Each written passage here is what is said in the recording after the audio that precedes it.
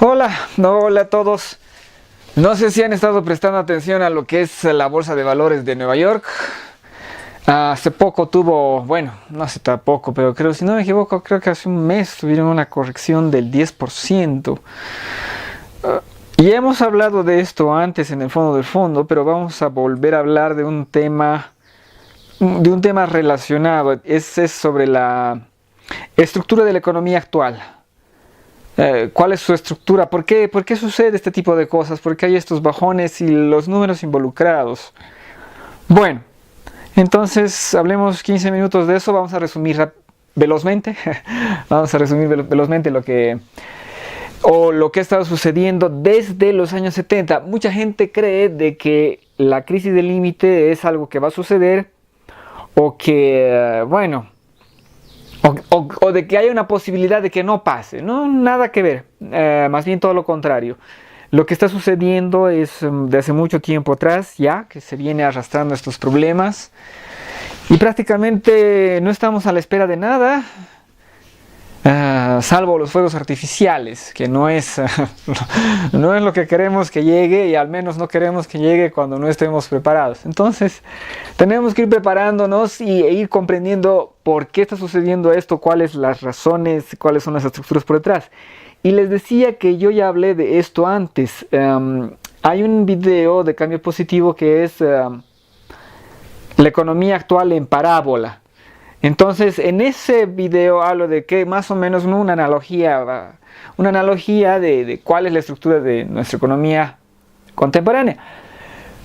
Pero, hecho eso, corresponde mencionar y hablar directamente de cuál es la estructura de nuestra economía contemporánea. Y lo que sucede es que en los años 70 los Estados Unidos es la principal economía del mundo. Y esa riqueza se debe en cierta medida o en gran medida a lo que es su petróleo. Los Estados Unidos no eran un exportador neto de petróleo, sino más bien un productor neto de petróleo que también importaba algo de petróleo, ¿no? Pero entonces en los años 70 llega a su punto de producción máxima y comienza a declinar su producción de petróleo. Entonces, producir en Estados Unidos, hacer industria en Estados Unidos, por todas las consecuencias directas e indirectas de lo que es el incremento del costo de la energía, se vuelve más caro, ¿no? ¿A qué estamos hablando? Si tú tienes una fábrica en Minneapolis o en el centro de Estados Unidos, digamos en Chicago, en Detroit, ¿no? Tú quieres repartir tus bienes a la costa este, a la costa oeste. Pero entonces eso lo haces a través de camiones que utilizan gasolina, o lo haces a través de trenes que utilizan diésel, ¿no? Entonces hay ese tipo de costos que se deben añadir en poco o mucho. Entonces, ¿qué es lo que sucede en Estados Unidos? Comienza una crisis. ¿Por qué? Porque los costos de producción en el país suben para el propio país. En otras palabras, no te sale tan rentable crear en Estados Unidos para vender en Estados Unidos, ¿no? Se desaparece el margen de ganancia. En esos años también, si no me equivoco, en los años 70 también en los años 70 es cuando comienzan a colapsar las industrias textileras de Estados Unidos, o sea, que producían ropa. Por ejemplo, tenemos una importante industria textil en nada menos que Nueva York, y esa industria va a desaparecer. Pero entonces, ¿cómo desaparece? Desaparece buscando dónde me sale más barato producir, ¿no? Y en esos casos era, en los años 70, todavía no había la competencia de China, pero sí ya comienza a haber la competencia de Hong Kong, Taiwán, obviamente Corea del Sur, y todavía Japón, ¿no? Todavía Japón tiene un régimen brutal de crecimiento, todavía está relativamente atrás en lo que se refiere a ingresos económicos. Pero entonces eso es lo que está sucediendo en Estados Unidos, que era un país brutalmente con una industria súper poderosa. Iba a decir brutalmente industrializado, pero no sé si eso tiene mucho sentido. Entonces tiene una gran industria y todo lo demás, ¿no? Es subordinado a esa gran industria. Y cuando comienzan los problemas petrolíferos en los años 70, esa industria comienza un retroceso que no va a detenerse. Poco o mucho va quitándosele espacio, quitándosele dimensión a su industria, a la industria local. Y de ahí es que tengamos la expresión Rust Belt para referirnos a todas esas áreas donde había una gran industria que ha caído o ha desaparecido en la mayor parte, ¿no? Rust Belt es el cinturón del óxido, para referirse, ¿no?, a esa zona de la cual desaparecen las industrias y lo único que quedan son las fábricas oxidándose. De ahí viene ese nombre. Entonces, eso sucede. Tenemos una industria en Estados Unidos que va cayendo para sus capitales repartirse por el mundo, sobre todo en los años 70, Taiwán, Corea del Sur, supongo que Singapur, Malasia, un poco, y obviamente Corea del Sur y Japón, un poco. Entonces, esta tendencia va a seguir. ¿Y qué sucede? ¿Qué comienza a suceder en los años 80? En los años 80 ya hay la crisis por la caída de la industria de los años 70. Y es por eso que Jimmy Carter va a ser un presidente de un solo término, ¿no? Porque la gente no está contenta con cuestiones económicas. Y ahí viene el gobierno de Ronald Reagan prometiendo una América, otra vez Estados Unidos, ¿no?, por delante, etcétera, etcétera, etcétera. Y lo digo con una sonrisa porque es más o menos lo que le toca a Donald Trump, que es la de decir America First, ¿no?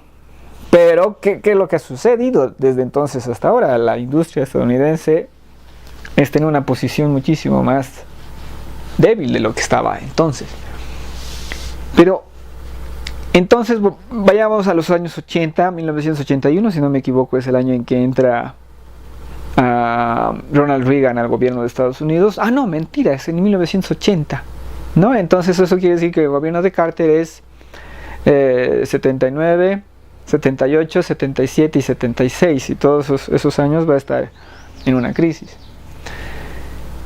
Cuando llega Ronald Reagan al gobierno, hace lo que tenía que hacer en cierto punto, que es hacer recortes de impuestos. ¿Para qué? Para que las empresas puedan invertir mejor, para que en vez de que el Estado gaste el dinero, lo gasten las empresas viendo de dónde invertir productivamente. En otras palabras, quitamos el dinero al sector que lo va a perder, pase lo que pase, y se lo damos al sector que tendría que utilizarlo para ganar, y si no lo utiliza para ganar, quiere decir que sus servicios o sus productos no son relevantes para el mercado.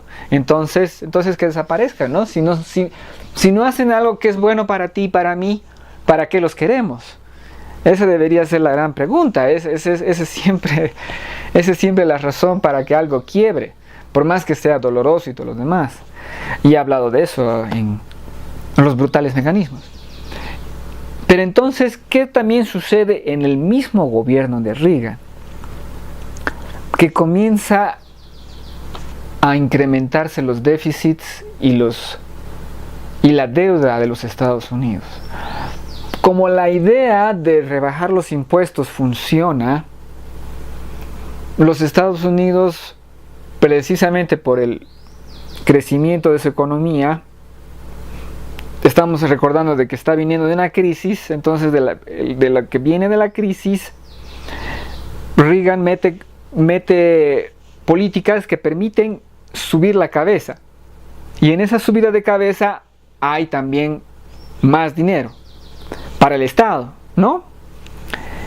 Y entonces, a la vez que hay más dinero para el Estado, entonces se incrementa el margen de deuda de del propio gobierno de los Estados Unidos. ¿Por qué? Porque si suben tus ingresos, quiere decir que sube tu capacidad para pagar más montos muy millonarios de deuda.